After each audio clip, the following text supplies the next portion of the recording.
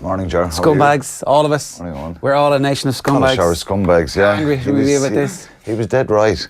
Well, first of all, I think if there's an overreaction to this, it's wrong, because we're all finished as ex-rugby players doing any sort of functions or dinners or having a bit of rugby banter, because like him or not, Eddie Jones, and he throws out these kind of barbs, and he's a bit narky at times, and he's kind of renowned for that. But I wouldn't be going hard on him over this. I think these rugby lunches, rugby dinners, I think it's wrong that somebody has recorded this and put it out there. The timing of it is very interesting. Who released it? Was there an Irishman in the room there going, this is great ammunition for me? Okay, I think he's apologised straight away, but to put it in context, you go to a lot of these rugby lunches, dinners, corporate events, and there's a bit of slagging. We slag the English all the time. Yeah, who cares? All the time. I heard people saying that, grist for the mill for Joe Schmidt and the players this week. If they more than anyone will understand that this is part and parcel of a bit of slagging and banter. There's a Grand Slam on the line. If they're going to be interested in anything that Eddie Jones has to say this week, then something has gone horribly wrong in their preparation. I think if he went publicly to a media source and was being interviewed and said, I don't like the Irish, they're scummy, they're this, that's different. Yeah. This is a bit of a banter. It's a corporate event. The thing is that we've been working out here. So the guy in the back of the video is Mike Lynch. He's apparently that's not his real name, but he's an SAS guy, potentially from the north. And so, therefore, an Irish rugby fan. Yeah, and Eddie Jones he references the Irish, the scummy Irish. To this guy. Yeah. So it's only a bit of banter. It's going to have no effect on Saturday. And, Joe Schmidt won't be putting headlines up on the wall to say. I mean, if he does, it'd be a miracle. Well, you know what? If we beat them, he won't. If we beat them, there'll be a bit of. Oh, yeah. Now, Eddie, we're not the scummy Irish now. But honestly, you've been at a load of dinners, these events, Ger. There's a bit of slag and banter. It's Chatham House rules, which is basically you can identify the story but not the source. Yeah. In other words, you can go out and have a laugh and say, we heard this, this and this. Yeah. But, it's kind of what goes on tour stays on tour type scenario. And it's wrong. I think no person... Like, I've been at lunches and dinners with Martin Bayfield, for example. He's absolutely brilliant. Vulgar sometimes, slags the Irish... loads of banter, and we just laugh at it. It's not meant. It's just in jest and it's fun. And they always say, "Don't ever let the truth get in the way of a good story," and that's just the way it is. And the worry. He was right about Wales. I have right? He was right about Wales. We all think that. Well, I'm not saying that, Ger, now, because that'll be another story today. If Alan Quinlan says Wales is a shithole, it's not.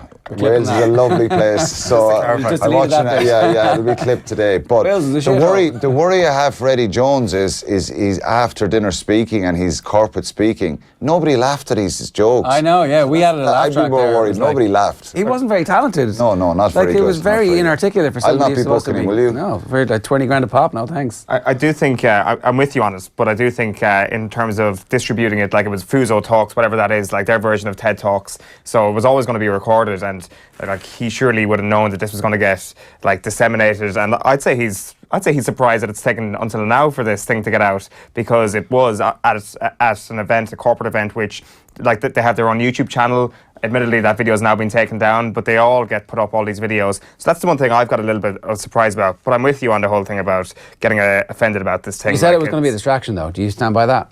The thing that I think could be a certain distraction is the effort of cleaning up yesterday evening. I don't think there was a big clean-up operation required, but I think if it's going to take their eye off the ball a little bit, there was kind of... Let's just say Eddie Jones wouldn't have wanted it to happen this week. Yeah, there's been no hype about the Irish this week. It's been all the referee, Van der Westhuizen, on Tuesday, and now this story yesterday. And, there's been no hype about what's going on in the Irish camp, which is brilliant. It's nice and quiet. Not that it makes a huge difference, because when you're in that group anyway, English camp, Irish camp, there might be stories going on around which people think they're distractions. They're not. The focus is on for both sides is to get their own house in order, get their plan in place and all that stuff. It just creates a bit of a story, doesn't it? Oh, there was distraction. Oh, there was pressure on all week. Oh, there was this story, that story. I don't think it'll make any difference come Saturday. The reality here, Ger, is you have a wounded animal who are going to come out to try and protect their own home turf. protect their careers. Some of these guys may not see a World Cup next year with Jones if they don't perform. Well, 3 in a row, he's going to be looking at it could be the last time they play in an English jersey. I want to talk about the other issue that you brought up there, which is the officials. So Dave O'Shaughnessy has been in touch this morning to say surely there should be more controversy about Saturday's linesman joining the English team this week for guidance. A terrible decision to agree to this. Should step down from Saturday's game. Here's Keith Wood's thoughts on that last night. Well, whatever about frustrating, I think the idea of having a referee train with you is excellent. Who in the right mind thought it was appropriate for the touch judge for the game that's coming up to be involved in the training session? I mean, the lack of forethought both from the English side and from World Rugby's referees to allow that to happen it's just a bit daft, and I think it puts the additional scrutiny on the referees, and they're under huge scrutiny anyway, and we often talk about the fact that they're under an awful lot of pressure all the time, and much and all as I used to fight with referees a lot when I played, I would have a lot of time for them. I think they have an incredibly difficult job. This just makes it much worse and much harder for them, and I think there probably is a case for saying that even though it fits into their rulings that this is what they do and they think this is allowable, I think there's a case for him not being involved at the weekend. I remember, and I've brought this up on the show multiple times, before the Ireland All Blacks game in Dublin, watching the referee do his warm-up in the behind the goal area where the All Blacks were warming up, and he was chatting away to them, having the crack, and they were coming over going, "Oh, ref, how are you?" Sleazing over him the way you would, like sleazy McSleaze, right? Is that Nigel Owens? No, I think it was Jacob Piper. That was a couple of years ago. It was 13, was it? Yeah, it was after we'd beaten them in Chicago. Oh, the one in November, last November, sorry. Where they then proceeded to come out and knock out Robbie Henshaw and a couple of others with massive high tackles. Yeah. That should have been straight reds. Should have been straight red. They weren't even yellows. For the tackle on Zebo and Fekitoa. And so there's no influence from being friends with the referee. There's no influence from like, here, touch judge, look at how he's boring in here. Look at how Cian Healy's doing this. And your man's like, yeah, that's exactly what you said to me the other day. I agree with you 100%. If the linesman is there and the assistant referee Van der Westhuizen on Saturday and he's done a scrummaging session, refereed a scrummaging session, which he would have done, and he sees Mako Vunipola, and Mako Vunipola said, am I okay to do this, and am I all right here, and is this bind okay and stuff like that, and then Mako kind of does something a little bit illegal on the side of the scrum on Tyke Furlong, and he's on that side and he doesn't pull it. Can it influence you? Of course it can. If I was a player, it would drive me mad if I saw Jacob Piper down with the All Blacks and he's chatting away and walking around. I'd be like, what are you doing? Yeah. I'm about to go to war with these guys and you're kind of having a laugh and joke with them. You're supposed to be down the middle. Now, the referees are very professional, but it's just that split decision. Would it affect their mindset a little bit? Isn't it human nature? Would Van der Westhuizen on Saturday, will he call a potential offside in midfield against England for Ireland to win a Grand Slam? With a crowd baying down on top of him. These are the questions that'll be answered after Saturday. But I think what Joe Schmidt has done has been the right thing. He was contacted, and I'm sure he voiced his displeasure. I can't say he has, but I'm sure he's voiced his displeasure. If I was him, I would, and said, look, do you want the referee removed? Because I know that option was being thrown around. Remove him from the match on Saturday, and I think the message back was no. So I think it's probably in our favour maybe to leave him there now a little bit. Is it? That's a high wire act. Is there a bit of pressure on him now to make sure that, but look, familiarity breeds contempt, isn't that what they say? So he's familiar with the English guides, so we'll wait and see. Look, I'm sure there'll be extra scrutiny on him now to be whiter than white, if you like. And Angus Gardner he's the man in the middle. He's got to control these guys, and you often judges are important though for a lot of things. Very important. They're massive. Massive for decisions on the opposite side the referees can't see. Was there a little knock on? Was there someone held back with a jersey? I know the TMO helps a lot and very important, but it's been a couple of big things that won't please the English Rugby Union this week with the referee and the Eddie Jones comments. Well, will they be disappointed with the referee, or will they think, yeah, actually, we're going to continue to do this type of stuff because ultimately in the long run we feel it's going to benefit us? Because they must have known somewhere along the way, everybody knew, the touch judge is coming in this weekend to do a session with our lads. Yeah, that's fine. Yeah. Eddie Jones was that, yeah, that's fine. Yeah, and it just kind of slipped in under the radar, this one. But England's discipline against France was poor. A lot of penalties, a lot of turnovers. 2 games in a row. So I think that's the reason they bring him in. They say, right, help us with the breakdown. Maybe our interpretations are not right. Talk to my players. Which is effectively, he's coming in coaching English guys the week before they play under his massive test. So it's ridiculous. It's very wrong. And there's definitely a case to say that he shouldn't be involved on Saturday. And also, it shouldn't be Joe Schmidt's decision to do that, because that then in future... Yeah, I think it's kind of like the old scenario of the sightings scenario where the sighting commissioner come in afterwards and go to both coaches and say, well, have you got anything? Even though there might be something there, and they kind of go, it doesn't matter. Yeah. Whereas this decision should have been made by World Rugby. Yeah. He should have been stood down, I think, because he's compromised a little bit. This is the thing that I would be pinning up on the dressing room wall. Like, look at what they've done. Yeah. Look at how insidiously they've cheated this week by getting that guy in to coach them. So you guys get in his ear early and you talk to him and you go, oh, did you see anything in training last week? Did you see what he was doing? You must have spotted that last week. Yeah.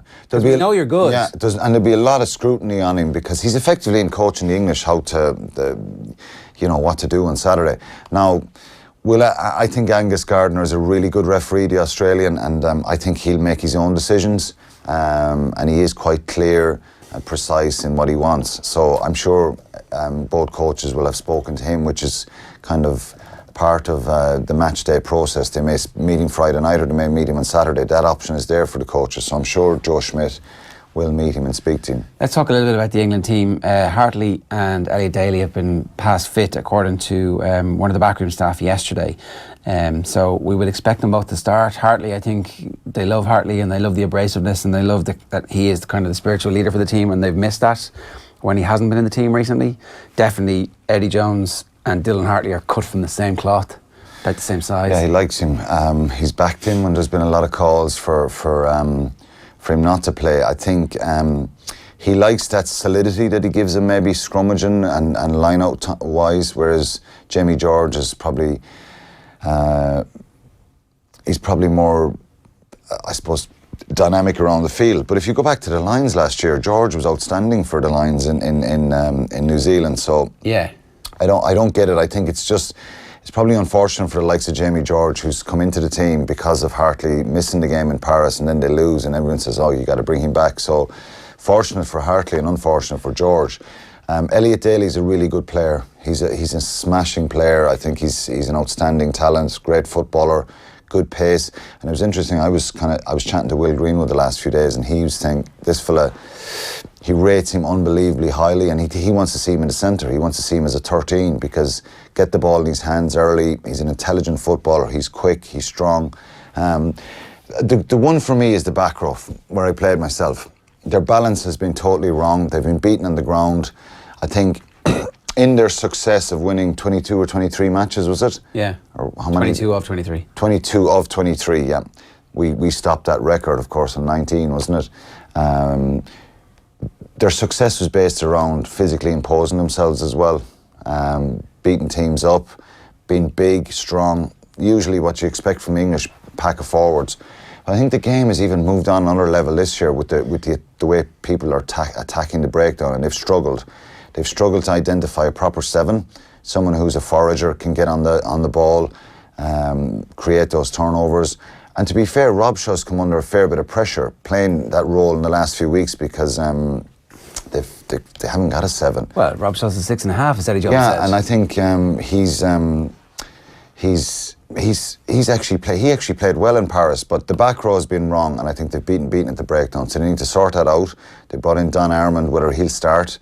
Is there a case for Armand because Simmons might play at 8 and you've got 2 Exeter boys there, and it could be just, I suppose, cohesion? That might be as simple as that? Yeah, for sure. But I think Underhill was probably Sam Underhill, who used to play with the Ospreys, went to Bath. I watched him a lot.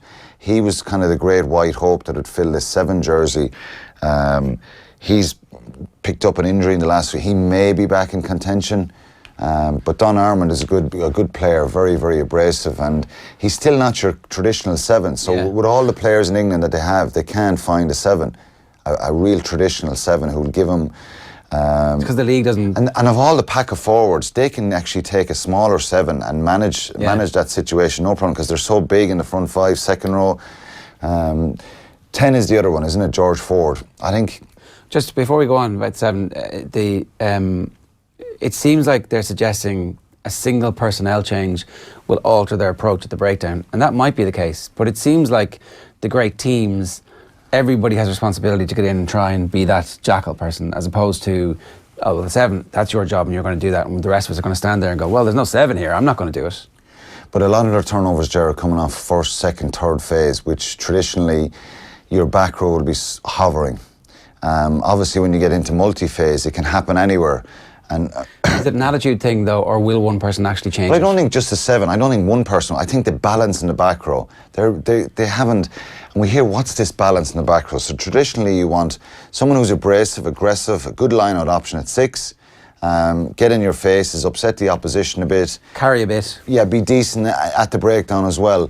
And harass the opposition a bit. You want a number 8 who's intelligent, who knows when to release the ball, who's a good ball carrier, who's a good link man, and probably a good leader, because you have a bit of decision making going on there. And then you want your 7 just going after the halfbacks, putting pressure on Conor Murray at the weekend, tearing into Sexton's face off the back of lineouts and stuff like that, and just tracking across the field. If there is a tackle, if Bundyaki carries, that he's the first man in there checking to see if there's any options. So they haven't got that balance right. They've gone for power, size, and try to run out over people, and they struggle in that department.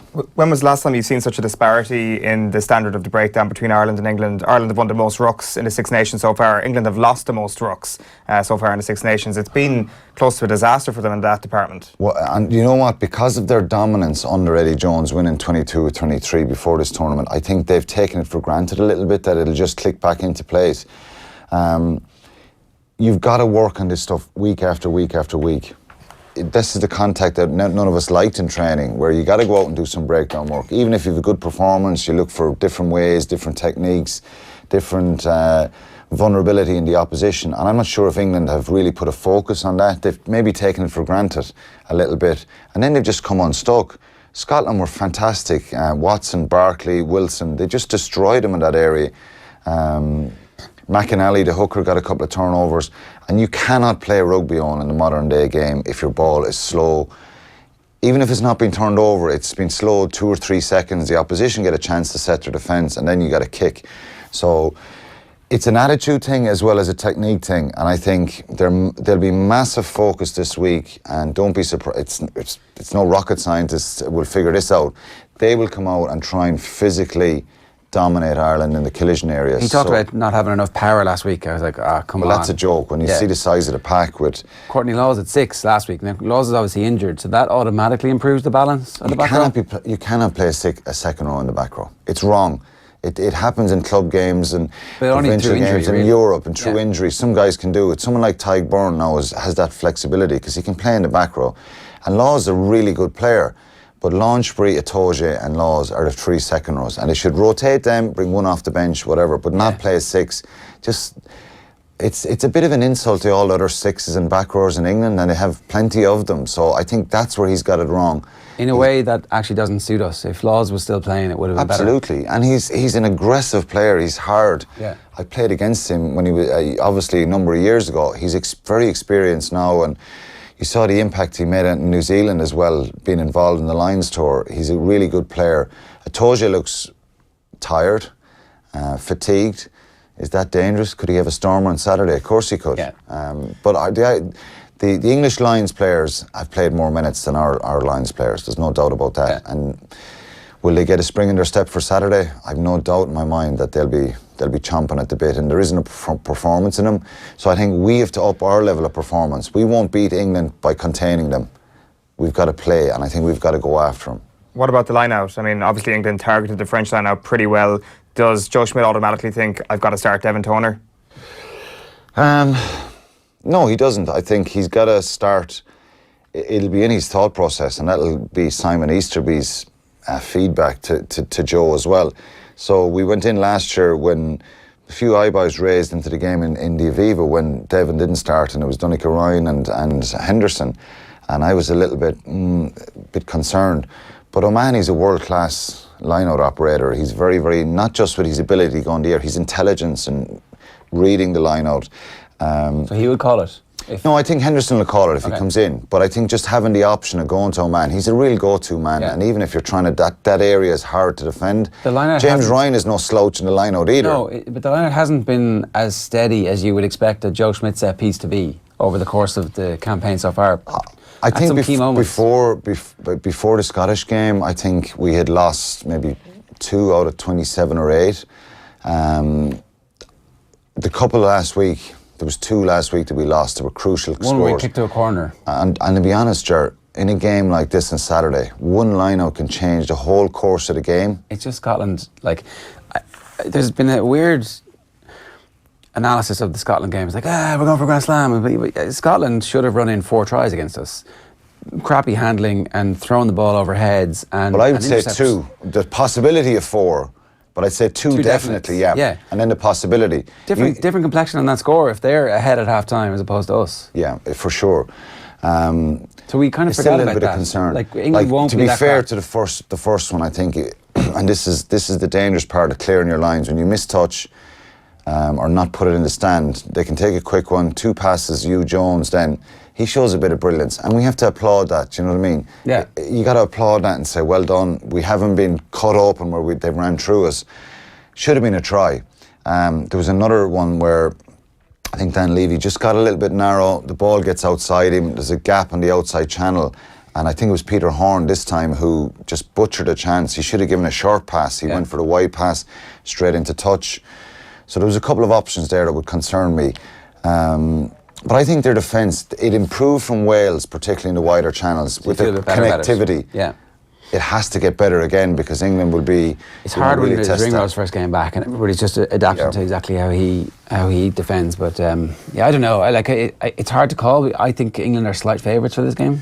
I agree. I think before the tournament, I said I thought we'd win the championship, but possibly lose in Twickenham.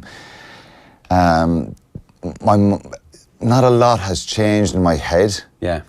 Bar England are poor. They have been poor. Can they just turn it on Saturday? We'll have to wait and see. I think they're capable of being a lot better. And our history there is actually not bad. From 2000 onwards, we have a couple of great victories. Our last victory there was 2012. So it's a very tough place to go. We've only won a Grand Slam twice in our history. So there's a couple of things going against us. This is the 3rd one we're going for. Having France and England away and winning Grand Slams it's always a bit harder. So I think this will be a fantastic achievement if Ireland were to do it. It's going to be very difficult. I don't remember the game in 2012 for whatever reason. I don't know. Let me see. Did we win it well or? I just got to make sure I got it right. Yeah, no. We were beaten in 2012, 30 points to 9. Sorry. I'm skimming here at 2010. Yeah, 2010. It's that one. 2010.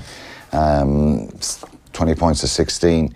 Yeah, we got walloped in 2012. So it's a hard place to go. It's a very, very hard place to go and get a result. So it's unbelievably close always. I think if they pick Farrell, they'll make him more robust, more aggressive, probably physically more dominant in that. A boring game in a way. It's not that he's not creative. It's just that they've decided that they're going to bosh it up the middle with Ben. Well, I think they're desperate for results, so I think it won't matter to Eddie Jones what way they play or how they win. I think they'll try and steamroll Ireland. But I think there's enough experience in the Irish team, enough of characters, and hopefully we can improve a little bit. If we get a bit more improvement in our performance and our attack and a bit more ruthless, I think it sets up for a great opportunity. And we're well capable of doing it, Ger, but it isn't easy. It's not easy. People keep asking me, will we win? Well, what do you think? Yeah. It's a 50-50 game. If we get it right, it's literally we have a great chance. Make it a coin toss.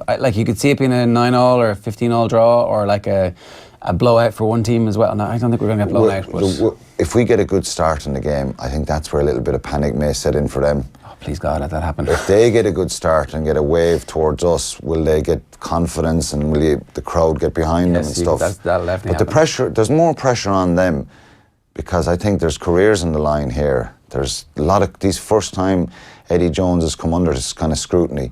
Even that story, people I watched online, some of the English journalists just loved to get that story out. So he may not be that popular with them either. No, he's not. So there's a few people waiting in the grass for him here. Oh, there's lots of stories floating around that. Just last final point, Johnny Sexton, you've mentioned that it could be a 9-all, it could be 15. It could be. It's probably going to be less than 20 points for both sides here. So this whole thing around Johnny Sexton gets a heightened importance now. Are you worried at all about kicking off the tee and that extra practice that had to go in yesterday?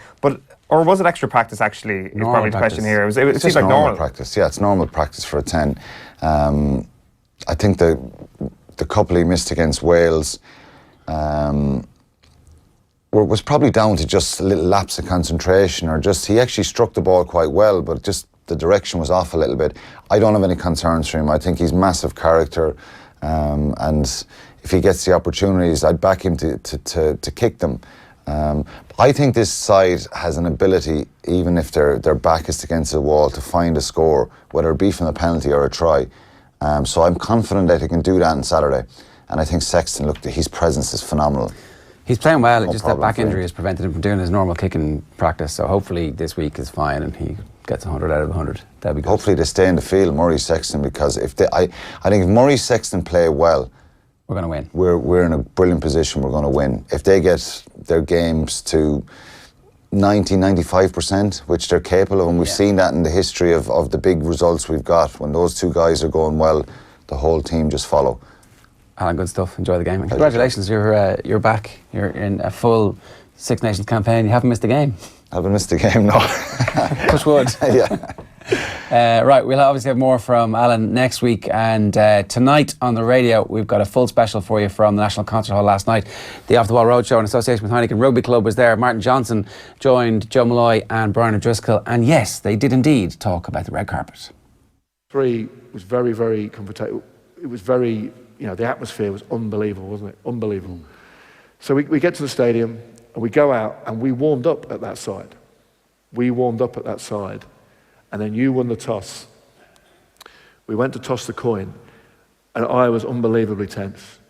And you were a relatively young captain for Ireland, weren't you, second year? Five or six games into it, yeah. Nervous looking. I was trying to be... You were? What? I was very nervous. I was faking not being nervous. That's my shitting my pants look. Yeah. But I was twice as bad, but I was faking it, because you have to learn how to fake it. But it was just, it was. But when you play a game like that, it's you against the world a little bit, because the crowd's there. So we went out. You chose to play that way. You attacked the end. We warmed up out. Yeah.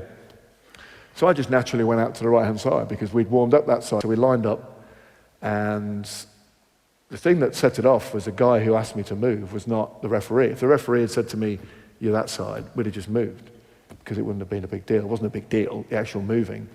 But it was, now I don't want to disrespect the guy who came out, but he was in a donkey jacket, I think. Was he the groundsman's assistant? I don't even know, was he the stadium announcer? No, he wasn't. He didn't look like a stadium announcer.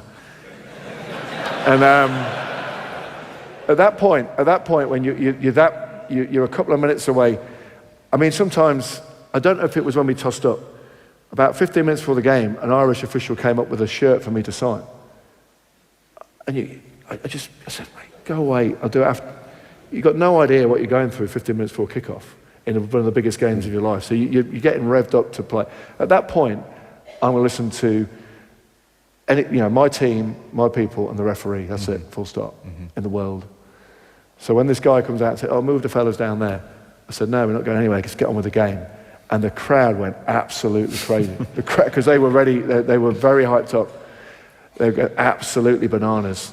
And if you look at the tape, I've got Graham Rowntree and Neil Back next to me. And Backy just goes, he's very cold, Backy. He just went, "Can't move now."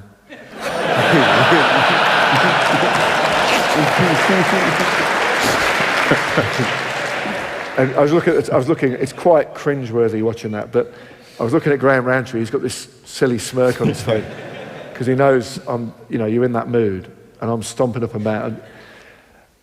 And then a guy in a blazer came out and said, "Oh, you've got to go that side." And I said, that's when it all sort of kicked off. And then there was this pause, wasn't there? Because I saw you guys sort of trudging up this way, and I thought, what are they doing?